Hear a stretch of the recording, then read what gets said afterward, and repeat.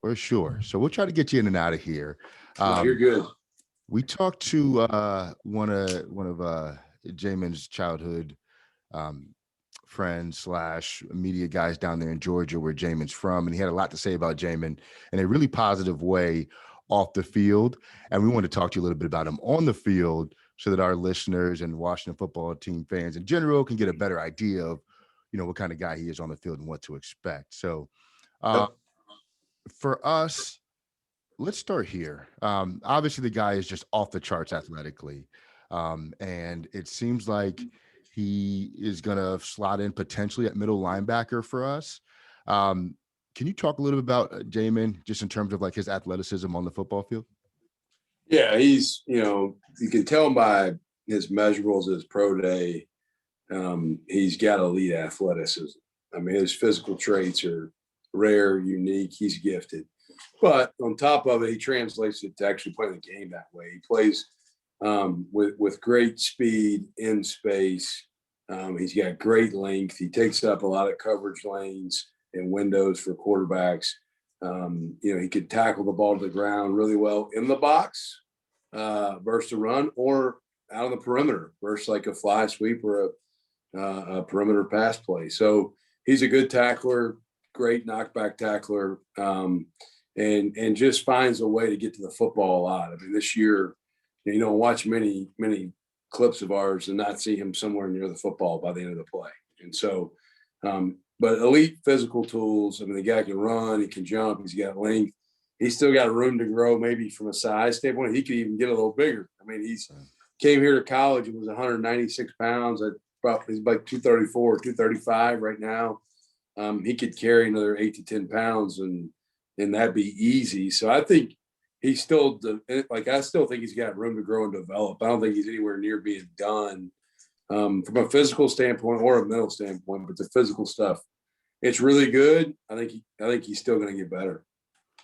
And this was his first year starting full time. Did you see a lot of growth in him in the offseason leading up to this season? Yeah, so the spring of 2019, he was the most improved player on our defense that spring. So we really thought that 2019 season he was going to have a good year.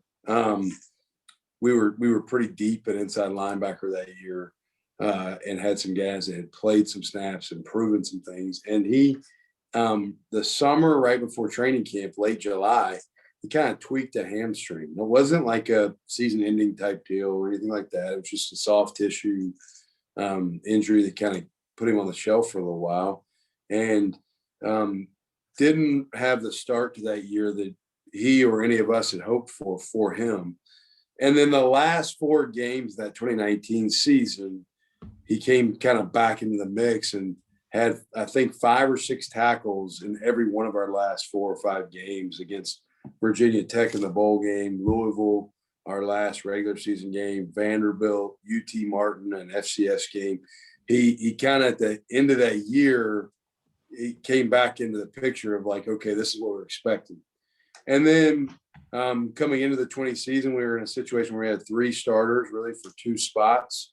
Jamin was one of those 3 guys, along with our current will linebacker, DeAndre Square, and another young man who ended up having a stroke named Chris Oates.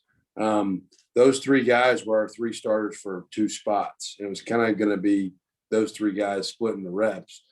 I think Chris's situation helped maybe even light a bigger fire, with a greater sense of urgency under Jamin. Jamin, Oates, and Square, they were like, I tell people all the time, they're like 3 amigos, man. We go to the Belk Bowl in 2019, and they all get a Belk gift card, and they all come back wearing the same tacky jacket, and they think it's cool. Like, I tell everybody that story because they were very, very close. They supported each other. They cared for each other. They still do. And so I think Oates' situation maybe made Jamin's sense of urgency even go to a different level. But I think we all knew he had a chance to be a special player. I mean, he handles his business the right way. He goes about his business the right way. I think where he really took off and took another step was just in his preparation, the way he invested his time to prepare and improve his football IQ and his recognition of the game and formation recognition, stuff like that. So I think he really took a big step that way. So was there a moment at any point in the last two seasons when you just looked at Jamin and were like, yeah, this guy's going to make it in the NFL? I mean, obviously you speak to his preparation and how much he improved, gradually, but was there, for me, like looking back, it's watching him cover Kyle Pitts last year, then you're like, oh, this guy's a first round talent for sure. But was there anything that initially like jumped out at you? Yeah. So when I first got here a couple of years ago and Jamin was already here, I walked in the meeting room and looked at him. And he had not really been playing at that point. And I'm like, whoa, who's this guy? Like, it's a good looking dude. And he wasn't one of the marquee names yet. But on the season last year, yeah, I mean, I saw him, Elijah Moore, who's a draft pick from Ole Miss, a wide receiver. He got the ball on a fly sweep. And Jamin runs from playing Mike linebacker to the opposite sideline and tackles him like at the line of scrimmage. And so you look at it, a guy that can run like Elijah and really move well. And Jamin, stride for stride, go running down was really impressive. Then, the 85-yard interception return for a touchdown against Tennessee was kind of a moment where you're like, all right, that's a pretty good play. Like showed football instinct and awareness to get in the position in the strong hook, relate to the receiver, melt back with the receiver, play the quarterback's intention, catch the ball, and then run 85 yards for a touchdown. Like there's a lot of things that go into that. And then, yeah, like Kyle Pitts, the third play of our game against Florida, he's the weak hook player. He's got to relate to 3 vertical. He's got an internal run fit. They give a little run action. Kyle Pitts is lined up on the line at tight end and runs the over route. And Jamin clears his run gap. It's not a run after the action. He flips his hip and runs with Kyle Pitts, who's a pretty special player. And so there's a lot of different plays that stick out in my mind where I'm like, that's it. Yeah, that's an NFL guy. Like there's a lot. We were fortunate enough this last year to see him make a lot of those kind of plays and do a lot of things that were impressive. So those are a few of them. Kyle Pitts, I think seeing that play, a couple of those plays against him for a lot of people probably made them recognize, okay, this guy's an NFL player. Yeah, and when he's coming to Washington, he has Ron Rivera, who of course is a legendary linebacker, Jack Del Rio as well. And in college at Kentucky, he had you, who was a great linebacker at Kentucky also. Does he tend to soak in stuff from yourself and other players who kind of experience what he's going to be going through? Yeah, that's a great question. So first and foremost, he loves football. Like I never coached him in 2 years once had to say, hey, practice harder. Yeah. Like now I had to tell, like I may have to tell him like coaching points here and there, but I never had to say, whoa, whoa, whoa. Or I'm sorry, never had to say giddy up. I had to say, whoa, whoa, whoa at times. Like I had to be like, hey man, we don't need to knock our starting running back out on a Tuesday practice in the season. So he's a guy that gives you great effort. Where I think he took a huge step this past year was he'd come in an hour before meetings and start watching tape and taking notes and asking questions this year. Every Thursday, we'd get out a staff meeting and he'd be sitting in my office at 11 o'clock ready to watch film. And our first meeting went to like 2. And I'm like, all right, man, I got to have lunch here for 5 minutes real quick before we get going for the rest of the day. But he loves ball. He enjoys playing the game. He's really improved his football IQ, his football intelligence, and taking a big step forward in that area. And then, I think he's done well with learning from teammates. Like I've told a lot of people through this process, like we got a kid, DeAndre Square, who's our starting will linebacker, who will be an NFL guy one day, I think. And DeAndre actually played more before Jamin did. Before this year, he had played a lot more than Jamin. And DeAndre and him, they helped each other this whole year in, making each other better from a football standpoint, a mental standpoint, understanding the game. But he's a student of the game. He'll do whatever somebody asks him to do, he's going to do it. He's going to prepare. He's going to invest. He takes pride in his work and he's going to work as hard as he can possibly work to be a great player. I think it's awesome to have, like you said, Ron Rivera and Jack Del Rio. Like you got 2 really great defensive minded guys there that are linebacker guys that can help cultivate his skills and help him continue to grow. And I believe he's nowhere near being tapped out. I think he's got a ton of development left. I think that's what's so cool about him is you've already seen him do a lot of good things.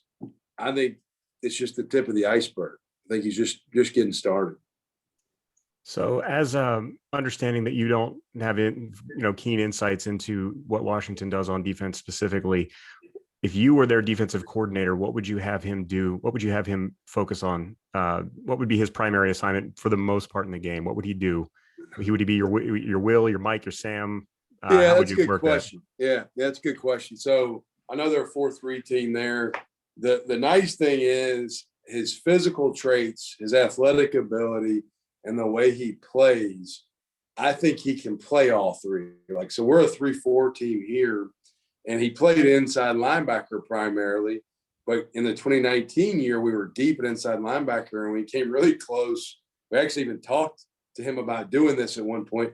We almost moved him to our field outside linebacker to find a way to get our best people on the field more. And so he's got the physical tools, I think, to play just about any linebacker spot.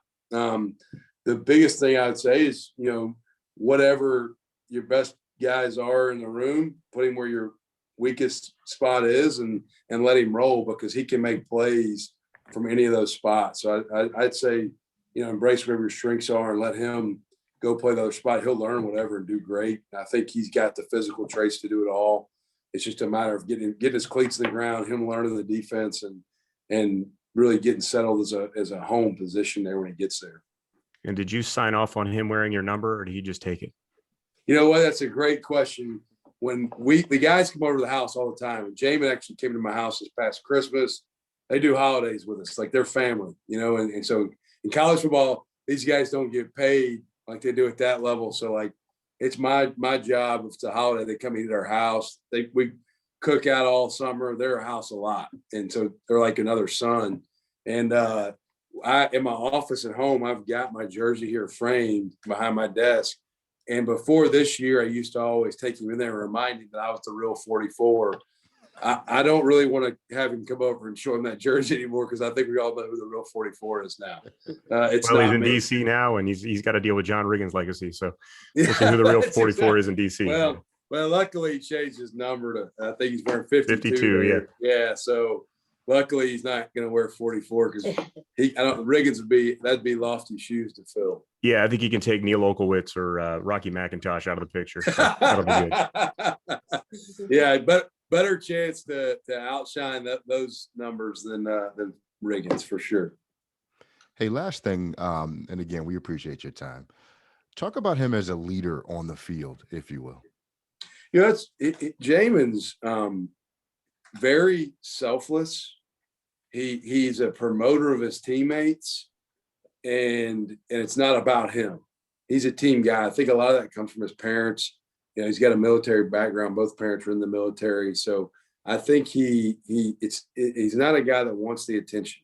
But having said that, he's also a guy who's very confident in who he is. He has no problem speaking up. I think on the field, really the back half of the 2019 year and all of this 2020 year, he's really grown from being vocal and being more confident in that area. But he's as hard of a worker as I've ever been around.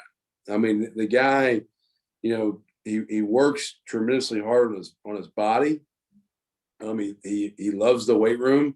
He practices extremely hard every day.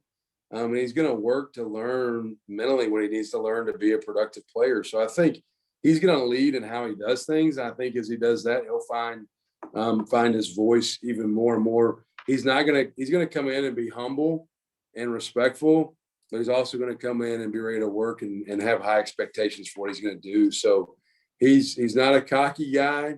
He's a confident guy, but he's very humble and is a worker. So his teammates will respect him. He's the kind of guy that, like I said, I never once in 2 years had asked him to practice harder. So his teammates will respect him for that, because he's as hard of a worker as you're going to find. We appreciate that. And we look forward to Jamin and the other linebackers you guys coming out of Kentucky in the near future. So thank you so much. I appreciate y'all. We got something coming, so keep your eyes open. And good luck. Good luck to y'all. And we're excited to watch Jamin there in Washington. Absolutely. Thank you again, Coach. Thank y'all.